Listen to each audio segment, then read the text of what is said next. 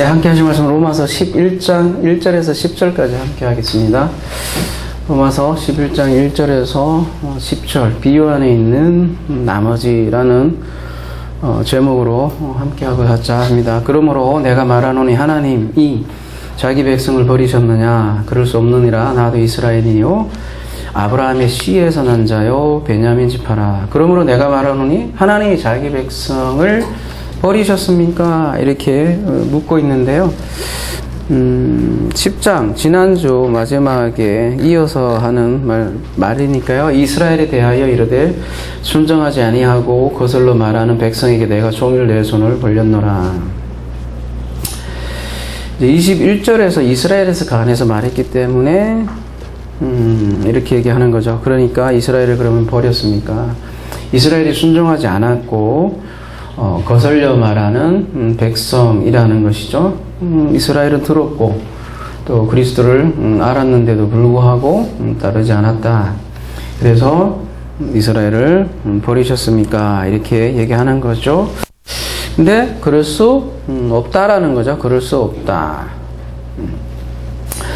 버리지 않았다 그 얘기죠. 근데 여기서 벌써 백성 앞에 자기라는 말을 붙여서 그죠? 거기에서 이미 자기 백성이라는 말이 들어가 있어서 버리지 않는다는 사실을 이미 갖고 있고요. 그죠? 그리고 어떻게 할 수 있냐? 이제 사도 바울의 얘기잖아요. 나도 이스라엘이다. 바울도 이스라엘인이다. 이 얘기죠. 바울도 나도 아브라함의 씨고 아브라함의 씨에서 난 자요 베냐민 지파라는 거죠.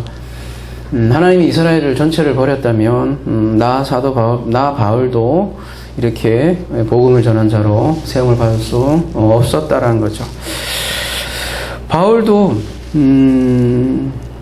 바울은 그리스도를 몰랐을 뿐만 아니라 적극적으로 그리스도인을 박해했던 그런 인물이죠.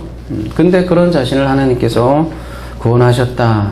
그래서 이스라엘을 버린 것이 아니다. 이렇게 얘기하는 거죠. 그러니까 오늘 11장은 이스라엘, 오늘 우리가 다룰 본문은 이스라엘에 대한 거죠. 모든 사람을 뜻하는 것보다는 지금 사도 바울의 계속된 고민 그리고 아픔이 이스라엘에 관해서 지금 계속 얘기하는 거예요. 이스라엘 버린 것 같지만 버리지 않았다. 이렇게 얘기를 하는 거고요. 이러한 사실을 다음 이제 엘리야를 통해서 더 확인해 주는 거죠. 2절 하나님이 그 미리 하신 자기 백성을 버리지 아니하셨나니 너희가 성경이 엘리야를 가리켜 말한 것을 알지 못하느냐? 그가 이스라엘을 하나님께 고발하되. 하나님이 자기 백성을 버리지 아니한다. 이게 시편 하나 볼까요?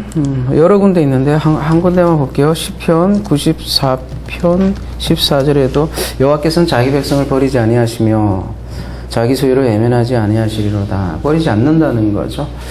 이런 시편을 인용해서 자기를 버리지 않는데 자기 백성이다. 그리고 자기 백성일 뿐만 아니라 미리 하신다. 그 자기 백성을 이스라엘은 하나님이 미리 하신 자기 백성이다. 이렇게 얘기하는 거죠. 미리 알다. 이 부분 우리가 9장에서 이미 다룬 바 있는데요. 미리 안다. 안다는 것은 이제 야다라고 했죠. 히브리어로. 그냥 단순히 어떤 안다. 그 정도가 아니라, 굉장히 부부 관계에서 아는 그러한 친밀한 알물 얘기하죠. 근데 그냥 아는 게 아니라 미리 안다는 거죠.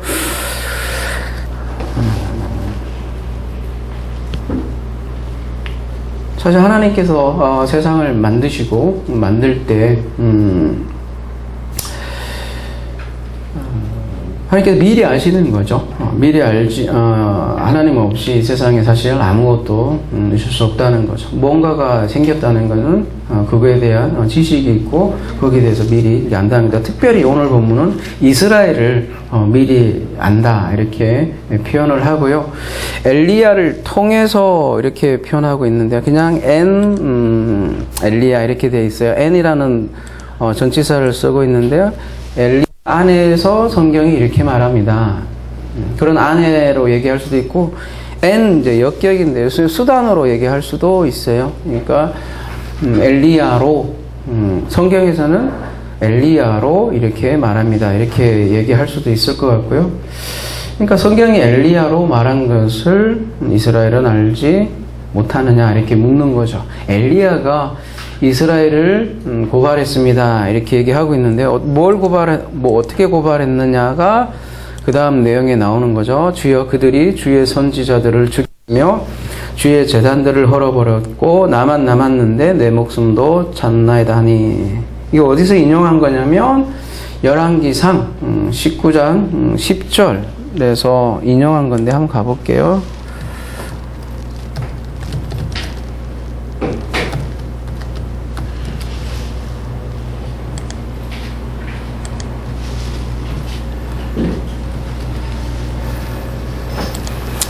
그가 대답하되 내가 만군의 하나님 여호와께 열심히 유별하오니 이는 이스라엘 자손이 주의 언약을 버리고 주의 제단을 헐며 칼로 주의 선지자들을 죽였으며 오직 나만 남았거늘 그들이 내 생명을 찾아 빼앗으려 하나이다.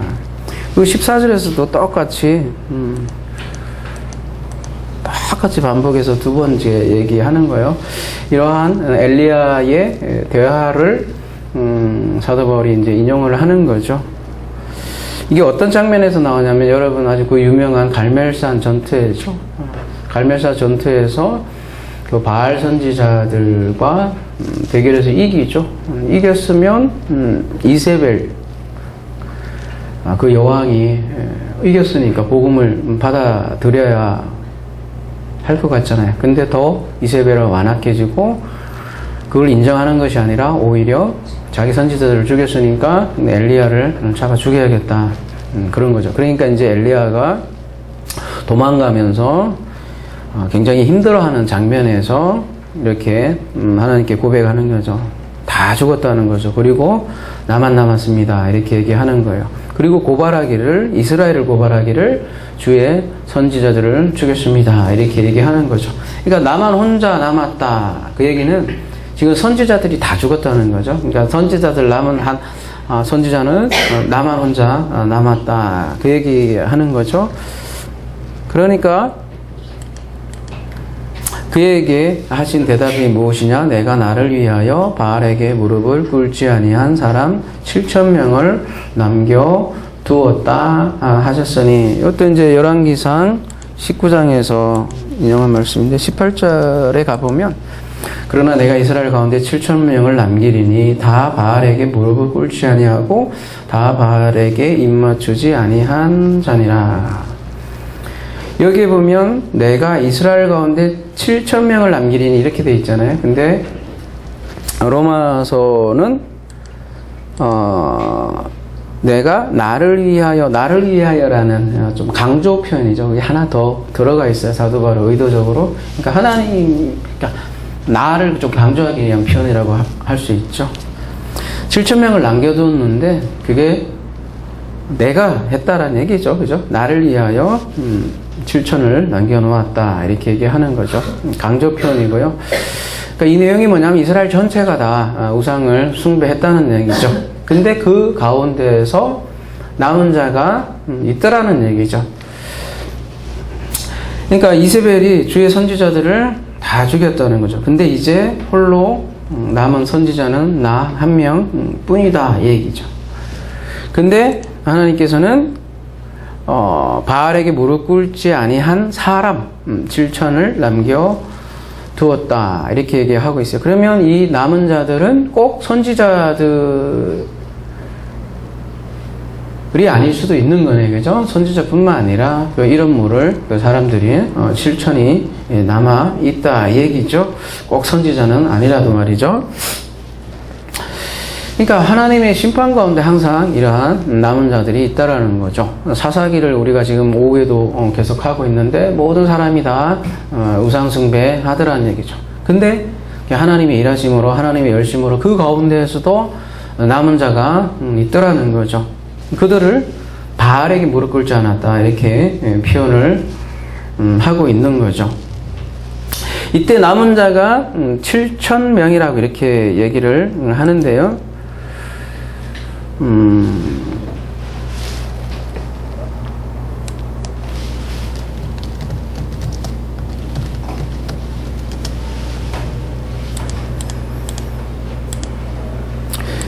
7,000명으로 이렇게 번역이 되어 있긴 하지만요. 그래서 제가 이게 7하고 LF 두 단어가 합쳐진 거죠. 7과 1000이죠.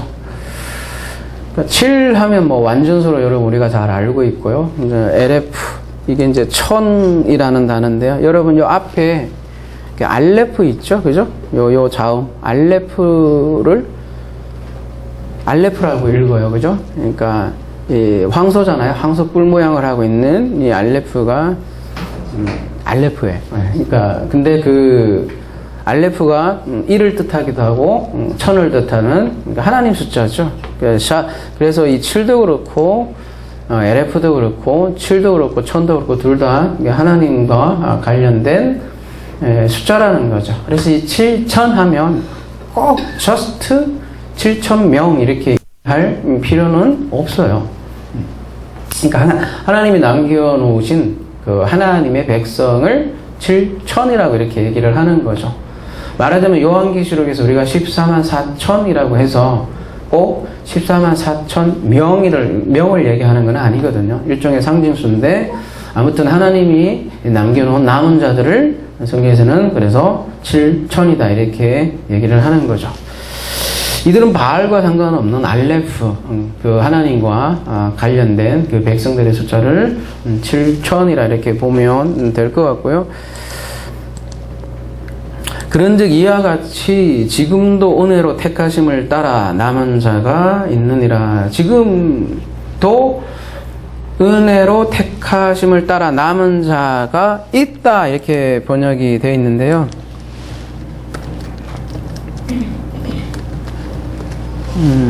엄격히 말하면 되다죠. 되다. 귀노마이로 되어 있으니까 그죠? 완료로 지금 남은 자가 지금도 뭐 완료로 그죠? 직설법으로 되었다라는 거죠. 되었다. 지금 이때에도 은혜로 남은 자가 되었다 그 말이죠. 은혜로 인한 거라는 거죠. 이 남은 자에 대해서는 우리가 9장에서 이미 다룬 바 있죠, 그죠? 근데 그 남은 자들이 특별히 잘나서 선택된 것이 아니라는 거죠. 이 선택됐다 이렇게 얘기하는데요. 에클로게인데요. 이것도 우리가 이미 살펴본 거 있는데 어디 밖으로 로게는 말과 관련된 거죠. 어디로 밖으로 이게 불러내는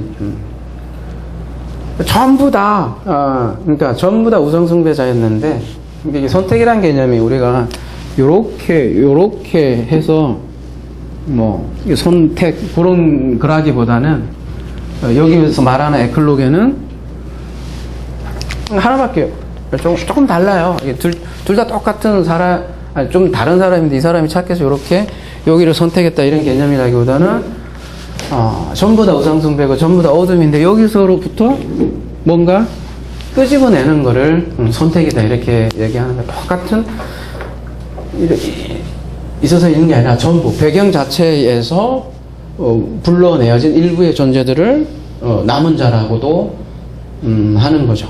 그리고 그 남은 자의 반대편의 사람들을 이제 오늘 제목도 있는데 그 나머지다 이렇게 오늘 본문에서는 표현을 하고 있고요. 뭔가 불러내는 거예요. 불러내기 위해서 고멜에게 찾아가는 얘기가 창녀죠, 그죠? 호세아 얘기고 전부 다 가만히 보면 그래서 성경 보면 뭔가 불러내는 장면들이 굉장히 많다는 거죠. 그 불러내는 것을 선택이다 이렇게 얘기를 하고 있습니다. 우리 로마서 9장에서 이미 했지만 잠깐만 보면요. 간단하게 본다면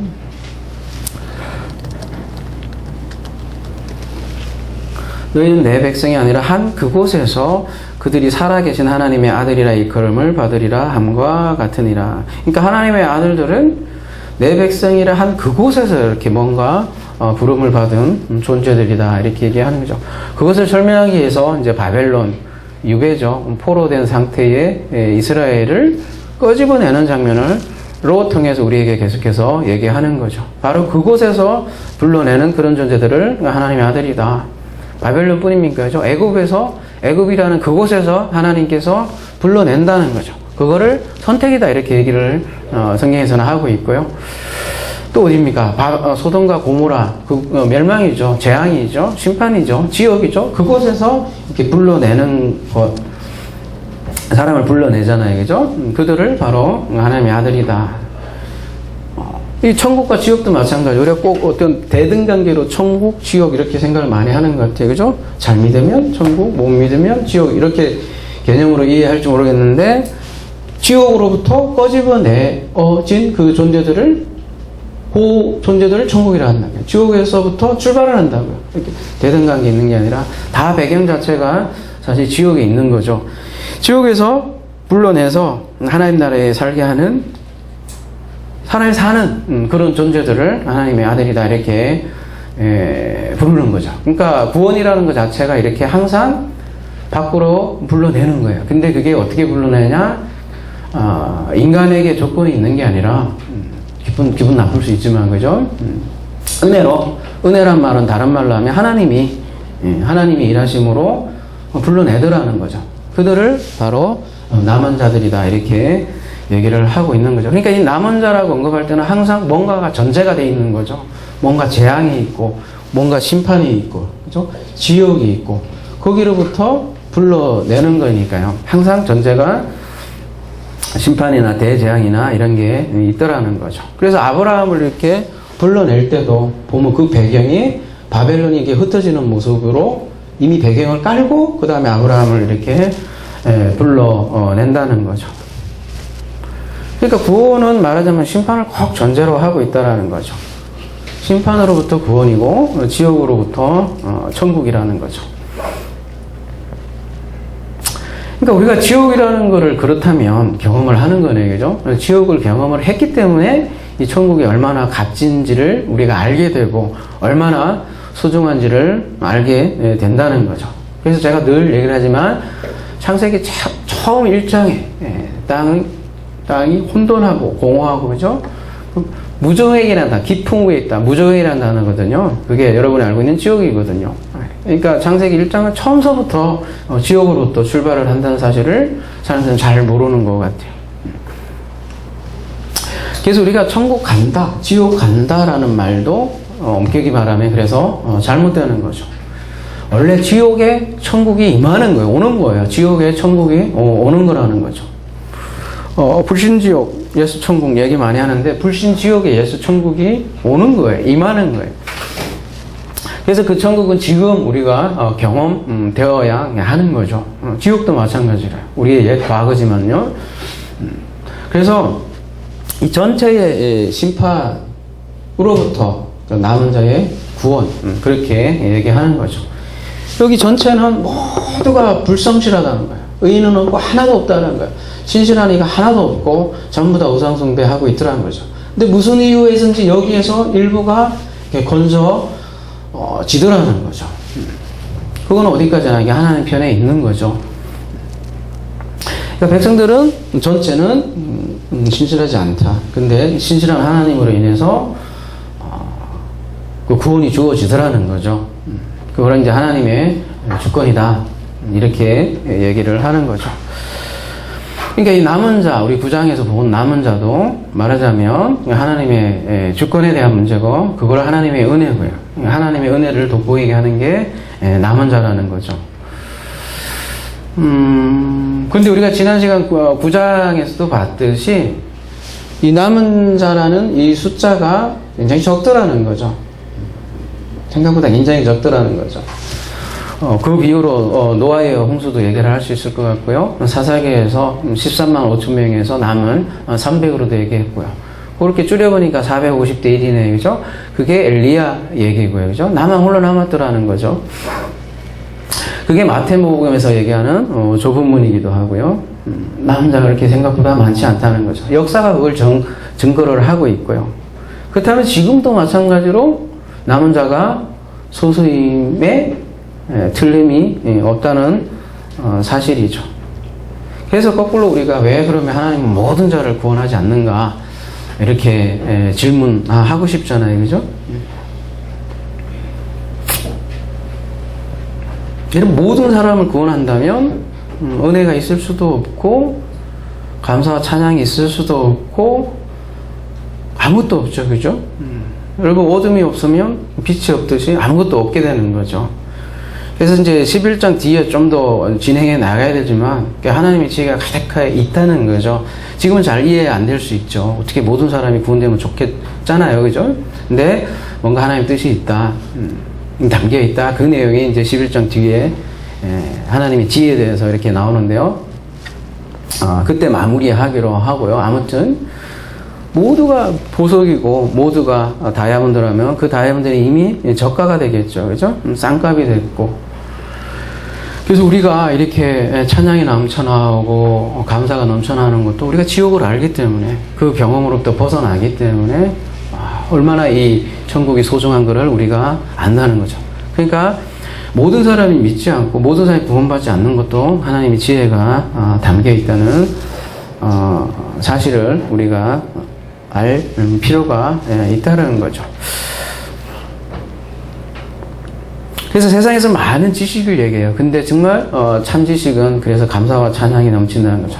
그래서 잠언서 하는 얘기가 여호와를 아는 지식이 지혜의 근본이다 이렇게 하는 이유가, 지식은 많아요. 지혜는 많지만 그 가운데 감사와 찬양과 그게 넘치는 지식은 그리스도를 통한 지식밖에 없다라는 거죠. 엘리야 시대에 7천이란 그 남은 자들이 있었다라는 거죠. 그렇다면 이 바울이 지금 얘기하는 그 시점에도 남은 자들이 지금 이와 같이 지금도 은혜로 택하심을 따라 남은 자가 있다라는 거죠. 마찬가지로 지금 이 시대에도 마찬가지로 남은 자가 있더라는 거죠. 그러니까 은혜라고밖에 할 수가 없네, 그죠? 계속해서 나의 행위 아니라 하나님의 행위다, 하나님의 일하심이다. 그래서 뒤에 이제 사도 바울이 또 얘기를 하는 거예요. 뭐라고 하냐면, 만일 은혜로 된 것이면 행위로 말미암지 않음이니 그렇지 않으면 은혜가 은혜 되지 못하니라. 왜 이런 얘기를 하겠어요? 여러분, 남은 자 사상이라는 거 많이 들어봤죠? 남은 자. 이 남은 자가 소수라고 얘기를 제가 분명히 얘기 드렸죠. 그죠? 역사적으로도 그렇고. 그럼 이 남은 자가 소수다, 이 말. 남은 자의 이 말을 또 율법주의로 사용하는 경우도 굉장히 많다는 거예요. 무슨 얘기냐면, 우리가 남은 자가 되자. 또 이렇게 또 가는 거죠. 그러면 남은 자가 되기 위해서는 또 어떻게 되는 거예요? 뭔가 남은 자답게 또 뭔가 자꾸 만드는 거죠. 여러분, 갈라디아서 1장에 보면, 바울이 계속해서 경고하잖아요. 뭐라고 하냐면, 그리스도의 은혜로 너희를 부르신 이를 이같이 속히 떠나 다른 복음을 따르는 것을 내가 이상하게 여기노라. 그러니까 여기서 그리스도의 은혜 말이 나오는데, 이걸 또 은혜를 거부하고 다른 복음으로 금방 옆으로 세는 거예요. 그죠? 그래서 다른 복음은 없나니 다만 어떤 사람들이 너희를 교란하며 그리스도의 복음을 변하게 하려니라. 이 남은 자도 마찬가지죠. 이 남은 자가 여러분 은혜 사상이에요. 근데 이거를 또 변질시켜서 금방 우리가 뭔가 쿰난 공동체처럼 동굴에 모여서 뭔가를 해서 이렇게 남은 자로서의 뭔가를 해서 뭔가 우리가 구원을 받자 이러면 그 남은 자도 남은 자가 아닌 거죠. 은혜교회를 떠나는 거죠. 그래서 갈라디아서 3장 1절에는 이렇게 해서 계속 주의를 주는 거죠. 어리석도다 갈라디아 사람들아, 예수 그리스도께서 십자가에 못 박힌 것이 너희 눈앞에 밝히 보이거늘 누가 너희를 깨드냐. 내가 너희에게 다만 이것을 알려 하노니 너희가 성령을 받은 것이 율법의 행위로냐 혹은 듣고 믿음으로냐. 쭉 다른 복음에 대해서 이렇게 쭉 얘기해 나가죠. 그러니까 남은 자가 되기 위해서 어떻게 행위로 한다. 이게 행위로 돌아가는 사람들이 꼭 있더라는 거죠. 다시 돌아와서요. 그래서 남은 자도 사실 은혜 얘기예요. 그런즉 어떠하냐. 이스라엘이 구하는 그것을 얻지 못하고 오직 택하심을 입은 자가 얻었고 그 남은 자들은 우둔하여졌느니라. 이제 6절까지는 이 남은 자에 대해서 얘기를 했죠. 그죠? 근데 이제 7절에는 사실 남은 자라기보다는 개역 개정에는 뭐라 했냐면 오직 택하심을 입은 자가 얻었고 그 남은 자들은 우둔하여졌더라. 위에도 남은 자인데 여기를 남은 자로 좀 번역을 해서 조금 뭐라고 해야 되나요? 의미를 잘 못 살린 번역 같아요.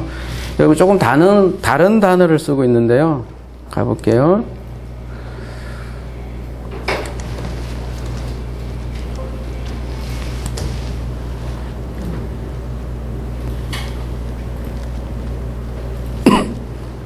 로이포이라는 단어를 쓰고 있어요. 로이포이. 아까 남은 자는 뭐라고 하냐면 레인마라는 단어를 쓰고 있고요. 여기는 로이포이라는 단어를 쓰고 있는데요.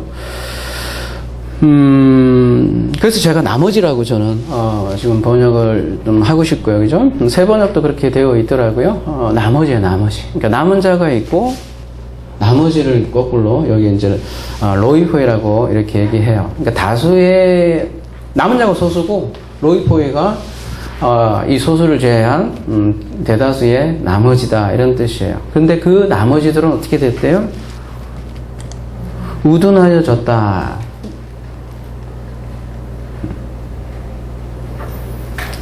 이 로이포이에 대해서 몇 가지 본문 한번 볼게요. 이 나머지에 대한 좀 느낌이 어떤 건지 여러분 함께 보시면 마태복음 22장 6절 가볼게요. 그 남은 자들은 이 나머지들이에요. 종들을 잡아 모욕하고 죽이니 뭔가 죽이는 역할을 하네, 그죠? 25장 가볼게요.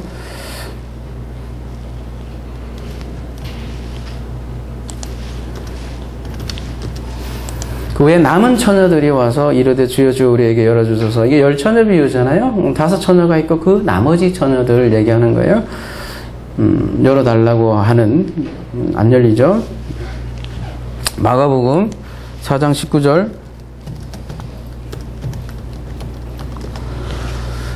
세상의 염려와 재물의 유혹과 기타라고도 번역이 돼요. 그래서 기타.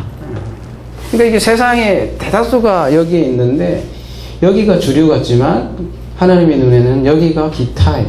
여기가 적지만 숫자가 적지만 여기가 주고 여기 나머지는 기타로 보는 거죠. 말하자면 나머지, 그걸 나머지라고 그래요. 누가복음 8장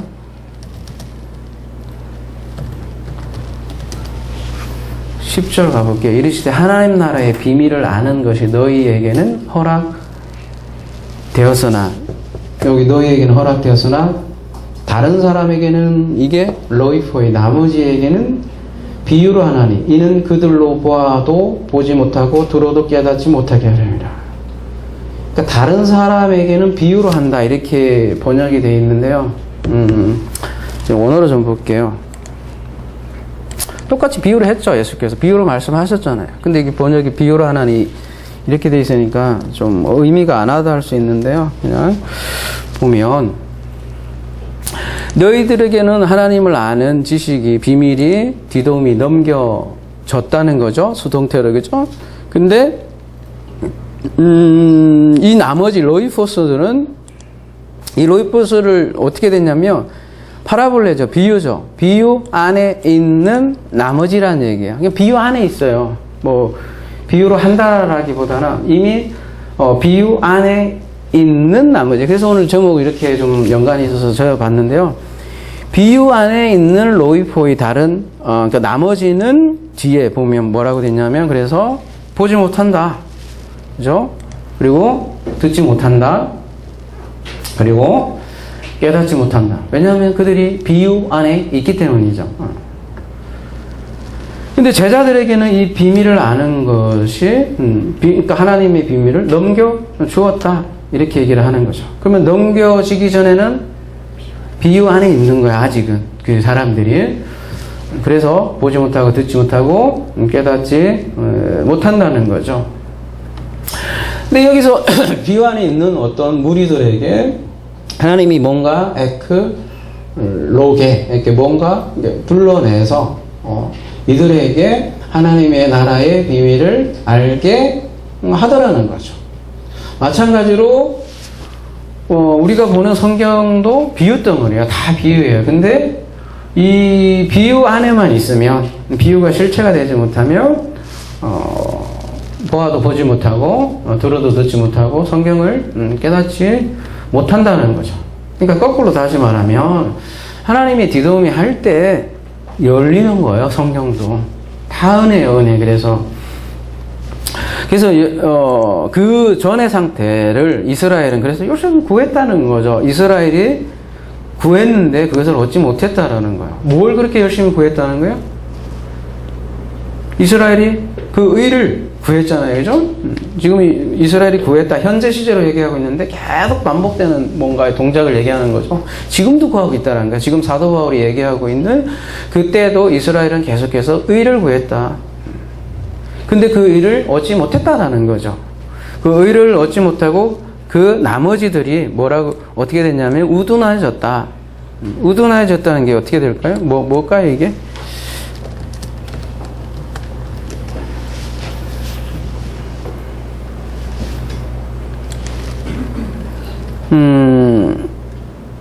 왜 마태복음을 찍었을까요?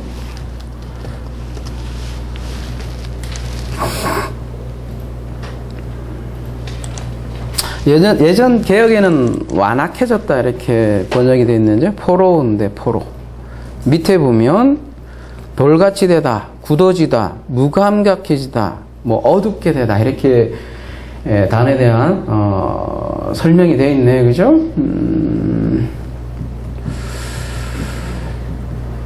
마음이 둔해지다. 둔하다는 게 완고하다 이렇게도 표현을 하네요. 그죠?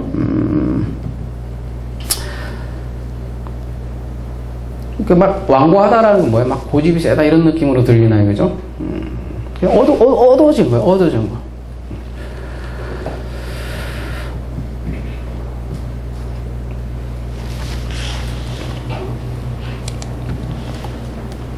어디를 볼까? 고린도후서 하나만 볼게요.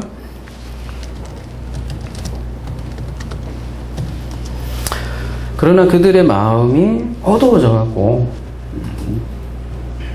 오늘까지도 구약을 읽을 때 그 수건이 벗겨지지 아니하고 있으니 그 수건은 그리스도 안에서 없어질 것이라. 아직도 구약을 읽는데 깨닫지 못하고 있는 유대인들에 대해서 얘기하는 거잖아요.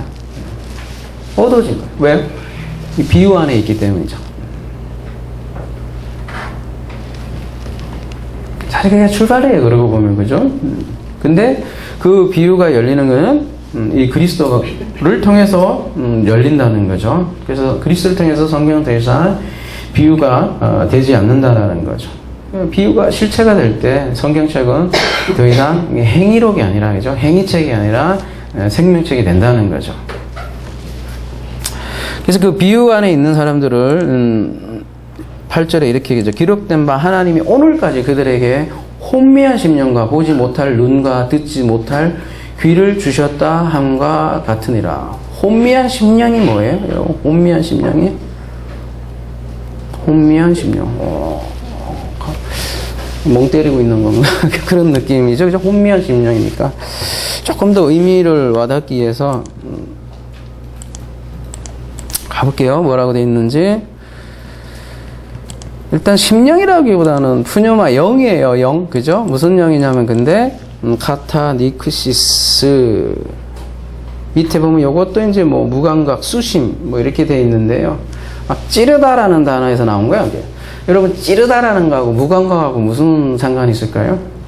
막 찔러요. 좀 비유로 얘기하면 계속 잔소리해요. 그러면 막 찔러대죠. 그죠? 계속 잔소리하면 나중에 뭐예요? 찢어라. 그냥 애들도 그렇잖아요. 그죠? 계속 잔소리하면 찢어라. 그냥 그래서 이게 무감각이라는 뜻이에요. 이게 계속 얘기하는데도 듣지 않는 그걸 무감각하다 이렇게 얘기하는데요. 이 카타니시스가 70역에 딱 2번 나오는데요. 이사야 29장 10절에 나와요. 그래서 사도 바울이 이사야 29장 10절을 인용한 거예요. 인용한 거. 그러면 이사야 29장 10절을 가보면 되잖아요.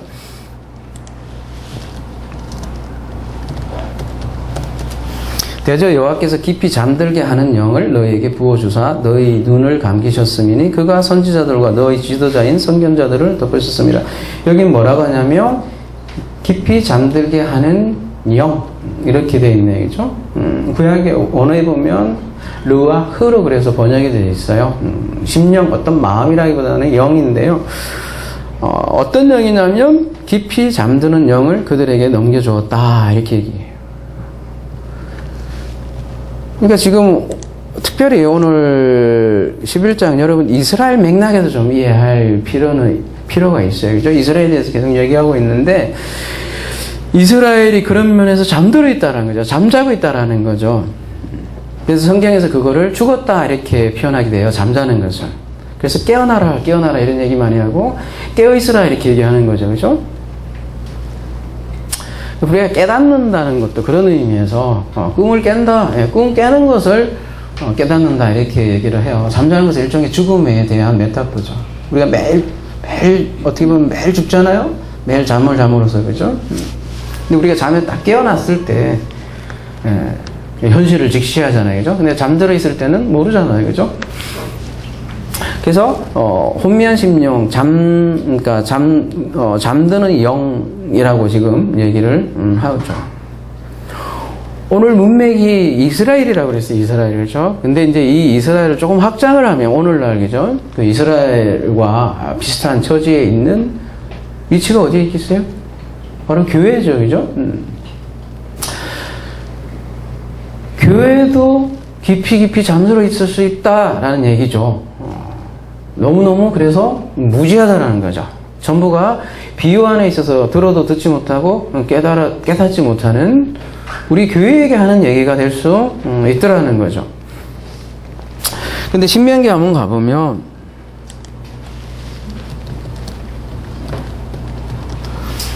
곧 큰 시험과 이적과 큰 기사를 내 눈으로 보았다. 누가 이스라엘이죠. 그러나 깨닫는 마음과 보는 눈과 듣는 귀는 오늘 여호와께서 너에게 주지 아니하시더라. 놀라운 표현이 나와요. 그죠? 여호와께서 주지 않았다. 그러니까 듣지 못하고 깨닫지 못하는 것도 여호와 때문이다. 죽겠네요. 그죠? 그리고서는 어디로 인도하냐? 주께서 40년 동안 너희를 광야에서 인도하게 하셨거니와 너희 몸에 옷이 낡아지지 아니하였고 너희 발에 신이 헤어지지 아니하였으며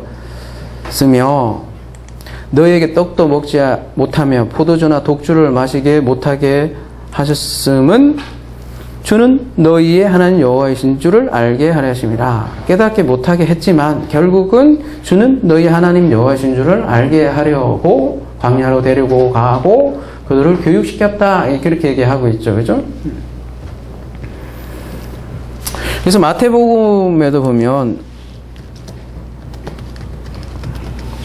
이사야의 예언이 그들에게 이루어졌으니 일렀을 때 너희가 듣기는 들어도 깨닫지 못할 것이요 보기는 보아도 알지 못하리라. 이 백성들의 마음이 완악하여져서 그 귀는 듣기도 둔하고 눈은 감았으니 이는 눈으로 보고 귀로 듣고 마음으로 깨달아 돌이켜 내게 고침을 받을까 두려움이라. 일부러 못 깨닫게 하는 그런 뉘앙스로 여러분 들리잖아요. 그죠? 근데 여기 이스라엘에게 향한 말씀이라고 그랬어요. 이스라엘에게 이런 말씀이 성취되고 그 듣지 못하고 깨닫지 못하는 그들에 의해서 그리스도의 죽음이 일어났고 그럼으로써 성경의 예언이 성취되었다 그 말이죠. 그래서 십자가가 세워졌잖아요. 근데 그런 놀라운 지혜로 인해서 우리가 그 십자가 복음을 우리가 갖게 됐잖아요. 그러니까 하나님의 지혜는 인간의 지혜보다 크겠죠. 그죠? 그러니까 이러한 말씀들은 어떤 사람들 모두가 그냥 복음을 못하게 막 돌아다니면서 말린다는 그런 뉘앙스라기보다는 이스라엘이 듣지 못하게 한 것도 큰 구원의 역사에 하나님의 지혜가 담겨있다. 그래서 지금 듣지 못하고 있다라는 거죠. 그러니까 이스라엘이 오늘 넘어진다는 내용이잖아요. 로마서 11장이. 근데 거기에는 다 이유가 있다. 그 이유가 뭐냐는 이제 다음 주에 더 계속 해야 뭐가 나오겠죠. 그죠? 그래서 9절에 또 그와 같은 맥락에서 9절과 10절에 이렇게 얘기해요. 다윗이 이르되 그들의 밥상이 올무와 덕과 거치는 것과 보응이 되게 하시옵고 그들의 눈은 흐려 보지 못하고 그들의 등은 항상 굳게 하옵소서 하였느니라. 이게 시편 69편을 인용한 거예요. 잠깐 가볼까요?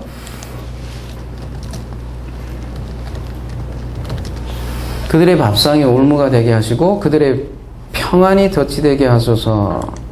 그들의 눈이 어두워 보지 못하게 하시며 그들의 허리가 항상 떨리게 하소서. 좀 뭐 저주처럼 보이네요. 그죠? 여러분, 밥상이 올무가 되게 하소서. 이게 무슨 표현이에요? 여러분, 카톡 같은 거 많이 하잖아요. 그러면 요즘은 뭐지? 그 뭐라고 하죠? 스티커? 아니, 네?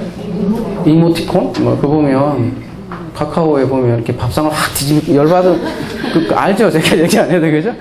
열받은 무슨 뭐같이 생긴 애야, 걔가 밥상을 확 뒤집는 거, 그런, 그 이모티콘이 있잖아요. 밥상 확 뒤집잖아요. 그죠? 여러분도 밥상 한번 뒤집어 봤죠? 살면서 한 번쯤은, 그죠?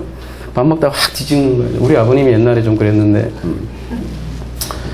그런 편이잖아요. 그죠? 그래, 밥상이 올무가 되게 한다. 밥상이 뭐예요, 여러분? 밥 먹는 거잖아요. 그죠? 말하자면 생명인데, 그 베풀어진 밥상을 확 뒤집어 엎는 거랑 마찬가지잖아요. 근데 예수께서 자기가 밥상이다라는 유사한 맥락에 말씀하시죠. 나는 생명의 떡이다. 다른 말로 하면 그리스도는 유대인들에게 베풀어진 밥상이다. 그 얘기하고도 같은데 이 밥상은 어떻게 해요? 그 이모티콘처럼 확 뒤집어 엎은 거죠. 그죠? 그런 내용이죠. 이게 저주처럼 보이는 기도지만 사실 나중에 신약에 대해서 이렇게 성취되는 장면으로 지금 사도 바울은 그렇게 얘기를 하고 있는 거죠. 한 걸음 더 나가서 올무와 덫 얘기만 여기는 나오는데 사도 바울은 고치는 것과 보험 요게 더 추가로 얘기를 하는 거죠. 올무하고 덫은, 올무는 뭐예요? 새가 이렇게 올무에 걸린다 그러죠. 그리고 덫은 짐승이 덫에 걸리는 것처럼 한 걸음 들어가서 이제 거치는 것은 뭔가 넘어지는 거잖아요. 돌에 부딪혀갖고 넘어지는, 그렇게 된다는 거죠. 그래서 성경에서 보면 그리스도가 거치는 돌이 됐다. 그런 얘기가 많이 나오죠. 그리스도를 보여줬는데 그 그리스도로 인해서 오히려 걸려 넘어졌다라는 거죠. 그게 이스라엘이 처한 상황이라는 거죠. 그래서 그들의 눈은 허려 보지 못하게 하옵소서. 이때 눈은 물리적인 눈을 얘기하는 건 아니겠죠. 그죠? 그들은 깨닫지 못한다는 거죠. 그래서 사실 바울이 이러한 시편을 인용한 것은 이스라엘 눈이 어두워졌다는 것을 고발하기 위한 거죠. 그들은 성경을 가지고 있었고 구약을 가지고 있었고 율법을 가지고 있었는데 그런 그들에게 그리스도가 복음을 전했는데 그 복음 안에 담긴 그리스도를 보지 못하고 어둠에 처해 있다라는 말이죠. 그래서 그들의 등은 항상 굽게 하옵소서. 등이 굽는다 이 표현이 뭐겠습니까? 이렇게 그들의 등이 이렇게 굽게 하는 거야, 이렇게. 그죠? 그러면 이게 등이 이렇게 굽는다는 건 뭐겠어요? 딱 여러분이 보시면 이러잖아요, 그죠? 여러분 그 회사에서도 그죠? 회장님 보면 탁 굽잖아요, 그죠? 굽시굽시 하잖아요, 그죠? 그런 걸로 생각을 해보면 쉽겠죠. 원래 이게 포로한테 쓰이는 단어예요, 이게. 어디 갔어요, 이거?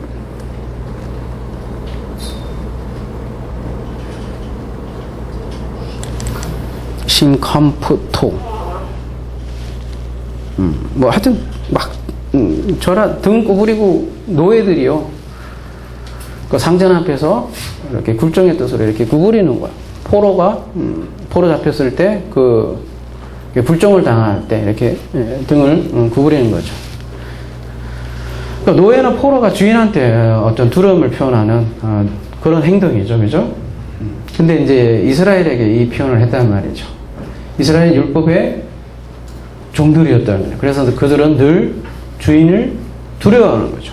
그래서 등을 구부리고 노예죠, 일종의 노예죠. 그들의 하나님은 늘 그래서 두려움의 대상이고 그 두려운 하나님께 등을 구부리고 지금도 보면 신앙생활에 노예 생활 된 사람들이 굉장히 많아요, 그죠? 잘 두려운 뭔가에 하나님으로만 알고 있고 등이 굽어져 있는 분들이 많아요. 그게 예전에 유대인이나 지금의 기독교인이나 뭐가 다를까? 가만히 보면 아주 유사한 점이 많다는 거죠. 이런 두려움으로부터 사실 벗어나는 것이 구원이기도 한 것이죠. 여러분 두려움과 경외는 전혀 다른 거예요, 그죠? 참으로 존경하는 것과 막 맨날 매질하는 아버지하고는 다른 거예요. 그죠? 안 맞으려고 등 굽실굽실하는 거하고는 다르다라는 거죠. 그래서 오늘 본문을 정리를 하겠습니다. 오늘 본문은 그래서 이스라엘에 대한 내용이에요. 그 이스라엘의 근데 이 넘어짐이죠. 이거는 예언이 되어 있었다, 이미.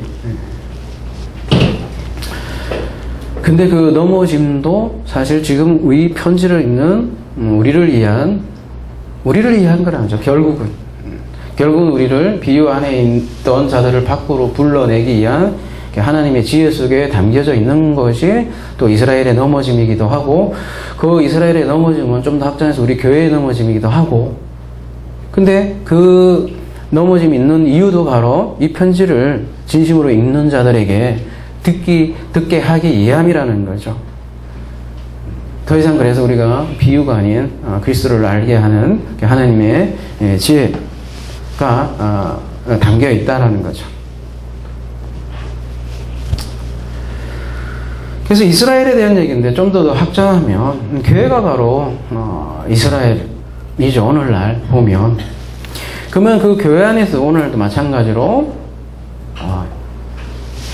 비유 안에 있는 이 나머지가 있고 거기에서 또 하나님께서 사용하시는 거죠. 그죠? 불러낸 또 이 남은 자 레인마라고 하는데요. 어감이 안 좋네. 레인마. 예? 네, 어쨌든 영어로는 렘넌트라고 하는데, 그죠? 남은 자들이 있더라는 거죠. 그 이 남은 자 외에 여기가 나머지.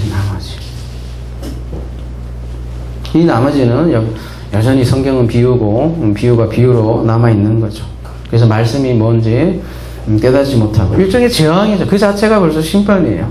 재앙이에요. 근데 그 재앙으로부터 하나님이 이게 내는 거죠. 그거를 다른 말로 선택이라고 하고요. 그들을 보게 하고 듣게 하고 깨닫게 한다는 거죠. 그걸 안 사람들은 야, 이게 내가 한 게 아니구나. 참 고맙다라는 생각이 저절로 나고 그거를 찬양이라고 하고 이제 감사라고 그러는 거죠. 이러한 찬양과 감사가 남은 자에게는 넘친다는 거죠. 내가 드디어 그 비유에서 빠져나오고 실체를 알게 되었구나. 성경도 그래서 도구고, 오늘날 우리가 보는 교회도 심지어 타락하게 보이는 교회조차도, 심지어 더 넘어 우상을 숭배하는 타 종교에서조차도 하나님의 지혜는 다 담겨있고, 그로부터 결국은 우리를 불러내어서 그의 나라로 인도하는 하나님의 지혜가 온 우주에 담겨있다는 사실, 그것을 깨달을 때 우리가 감사와 찬양이 넘친다는 거죠. 이러한 찬양과 감사가 넘치는 우리 하나사랑 되기를 기도합니다.